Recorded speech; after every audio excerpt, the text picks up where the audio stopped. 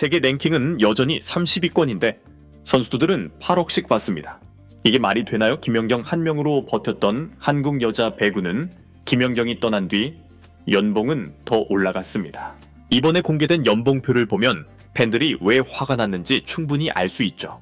국제대회 성적은 바닥이고 이기면 뉴스가 될 정도입니다. 그런데 선수들은 억 단위 연봉을 받고 있죠. 양효진이 8억, 강소희도 8억, 박정아가 7억 7,500, 이소영이 7억, 정지훈이 6억 5천입니다. 팬들은 이 선수들이 이 정도의 금액을 받는 게 맞냐고 묻고 있죠. 세계 대회 성적은 떨어지고 해외로 나가서 부딪히는 선수도 거의 없습니다. 따뜻한 V리그 안에서 연봉만 잔치처럼 오르는 걸 언제까지 보고 있어야 할까요? 한국 여자 배구의 민낯이 지금 세계 무대에서 어떻게 드러나고 있는지, 왜 연봉만 세계급이라는 비판이 쏟아지는지 지금부터 함께 확인해 보시죠. 이번에 여자 배구 V리그 선수들 연봉이 공개되면서 팬들은 깜짝 놀랐습니다. 양효진 선수는 연봉 5억의 옵션, 강소희 선수도 연봉 5억의 옵션으로 각각 8억 원을 받는데요. 박정아 선수는 총액 7억 7,500만 원, 이소영 선수는 7억, 정지훈 선수도 6억 5천만 원이죠. 웬만한 대기업 임원 연봉보다 많다고 하는 분들도 있습니다. 문제는 그 값어치를 하느냐죠. 현실은 다들 아시다시피 녹록지 않습니다. 이번 VNL만 봐도 승수는 손에 꼽을 정도고 경기력은 매번 비슷한 패턴으로 무너지고 있죠. 강소희, 이다현 같은 고액 연봉 선수들이 국내 리그에서는 잘해도 국제 무대만 나가면 왜 이렇게 무너지는지 모르겠다는 이야기가 계속 나오고 있습니다. 사실 선수들 입장도 이해는 갑니다. 국내에서만 뛰어도 억대 연봉이 나오니까 굳이 해외 나가서 언어 장벽에 부딪히고 몸 혹사당하고 주전자리 경쟁하면서 고생할 이유가 없죠. 따뜻한 V리그만 돌면 팀에서 챙겨주고 팬들도 많고 편하니까요. 하지만 이런 구조가 이어지면 대표팀 경쟁력은 바닥에 붙을 수밖에 없습니다. 이번에 연봉 8억을 받는 선수가 2명이나 나온 걸 보고 팬들이 분노하는 것도 그 때문입니다. 실력은 국제대회에서 증명해라, 이런 반응이 많은데요. 현실은 증명을 못하고 있다는 거죠. 연봉이 높은 건 좋은데 그 돈이 국내 리그에서만 끝나는 구조는 이제 바뀌어야 하지 않냐는 겁니다. 특히나 V리그는 외국인 선수 의존도가 너무 높다는 것도 지적되고 있는데요. 리그에서 외국인 선수가 없으면 팀 전력이 반토막 난다는 얘기도 많죠. 이럴 거면 차라리 토종 선수들을 해외로 더 보내서 강한 리그에서 실전 경험을 쌓게 하고 연봉 구조를 조금 더 성과형으로 바꿔야 한다는 의견도 적지 않습니다. 구단 사정도 무시할 수 없습니다. 구단 입장에선 티켓 파워 있고 이름값 있는 선수에게 돈을 몰아주면 팬들이 모이니까요. 하지만 팬들이 원하는 건 이름값만 있는 게 아니라 진짜 실력 있는 모습입니다. 지금은 구단도, 선수도, 리그 전체도 변화가 필요한 시점인데요. 팬들이 이렇게까지 말하는 건 그냥 시샘이나 험담이 아닙니다. 한국 배구가 지금보다 더 성장하길 바라는 진짜 애정에서 나오는 말들이죠. 그게 이번 연봉 논란의 핵심입니다. 지금까지는 선수들이 잘하라면 연봉이 올라가는 구조였다면 이제는 국제대회에서 뭔가 증명을 해야 연봉도 따라가는 구조로 바뀌어야 한다는 말이 계속 나오고 있죠. 실력으로 보여주면 연봉이 아무리 올라가도 욕 안 먹을 겁니다. 그런데 보여주지 못하면 논란은 계속될 수밖에 없죠. 결국 팬들이 원하는 건 하나인데요. 제발 실력으로 증명해달라. 이게 이번 논란의 시작이자 끝입니다. 특히 이번 논란에서 가장 많이 거론되는 이름은 박정아, 이소영, 정지훈 같은 선수들인데요. 박정아 선수는 이번 시즌 연봉만 4억 7,500만 원, 여기에 옵션까지 포함하면 7억 7,500만 원을 받는다고 알려졌습니다. 이소영 선수도 IBK 기업은행에서 연봉 4억 5천만 원, 옵션 포함 7억 원 수준이죠.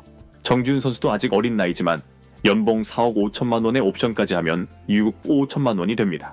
팬들이 문제 삼는 부분은 단순히 금액이 아닌데요. 이 정도면 세계 여자 배구 톱급 선수들 연봉 못지않은 금액인데 정작 국제대회 성적이나 임팩트는 왜 이렇게 초라하냐는 거죠. 팬들이 제일 화나는 부분이 바로 여기입니다. 국내에서는 이 선수들이 주전이고 간판 스타이자 광고판이니까 구단 입장에서는 연봉을 높게 줍니다.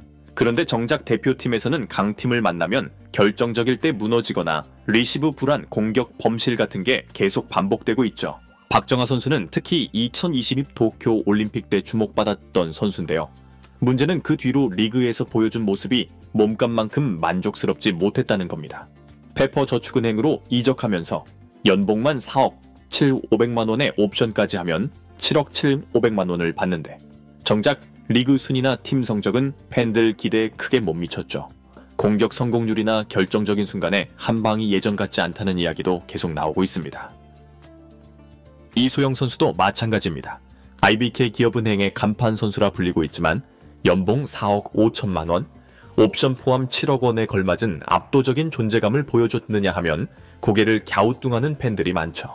고참으로서 팀 분위기를 잡아주고 리시브 안정감을 줘야 한다는 이야기가 있었지만 정작 득점력이나 해결사 역할은 예전만 못하다는 지적이 나오고 있습니다. 정지훈 선수는 더 아쉽다는 목소리가 많은데요. 분명 잠재력이 크고 신장이 좋다는 장점이 있지만 20대 초반부터 4억 5천만 원이 넘는 연봉을 받으면서 확실한 주포로 자리 잡았느냐 하면 글쎄요. 팬들 입장에서는 아직 갈 길이 멀다는 생각이 듭니다. 결정적인 승부처에서 무게감을 보여줬느냐, 팀 성적을 지켜줬느냐 하면 물음표가 붙는다는 거죠. 결국 팬들이 분노하는 이유는 단순합니다. 억대 연봉을 받았으면 리그에서도 그에 걸맞은 활약으로 팀 성적을 끌어올려야 하는데 현실은 늘 비슷한 이름들이 같은 자리에서 같은 문제를 반복한다는 거죠. 누군가 확실한 해결사로 나서주지 못하니까 팀도 리그도 발전이 더딘 겁니다. 게다가 연봉 구조가 상위 선수 몇 명에게만 몰려있으니 유망주들이 성장할 여지는 더 좁아지는데요. 결국 새로운 얼굴은 잘 안 나오고 매 시즌이 비슷비슷하게 돌아가는 상황이 계속되며 팬들 입장에서는 질릴 수밖에 없죠. 이번 연봉 공개가 화제가 된 건 단순한 숫자 때문이 아닙니다. 팬들은 억대 연봉 자체가 문제가 아니라 그 돈에 걸맞은 무게감을 보여달라는 겁니다. 지금처럼 몸값은 세계급인데 리그 성적은 늘 제자리 걸음이면 결국 리그도 팬심도 무너질 수밖에 없다는 이야기죠. 이제는 선수들도 구단도 변해야 한다는 말이 나옵니다. 팬들도 더 이상 가만히 이번 논란을 통해 드러났죠. 이름값만으로 억대 연봉 받는 시대는 끝나야 한다는 목소리는 점점 더 커지고 있습니다. 결국 이번 연봉 논란은 팬들이 다시 한번 경고장을 던진 거라고 봐야 하는데요. 이제는 이름값만으로 억대 연봉을 받는 시대는 끝나야 한다는 거죠. 코트에서 땀으로 결과로 보여주지 않으면 언제든지 외면받을 수 있다는 걸 선수들도 잊지 말아야 합니다.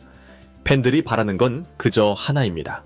받는 만큼만, 그 무게만큼만 코트에서 증명해달라는 것이죠. 여자 배구 선수들, 이제는 진짜 실력으로 보여줄 때입니다. 이번 영상은 여기서 마치겠습니다. 재밌게 보셨다면 구독과 좋아요, 알림 설정 부탁드려요. 그럼 오늘도 시청해주셔서 감사합니다.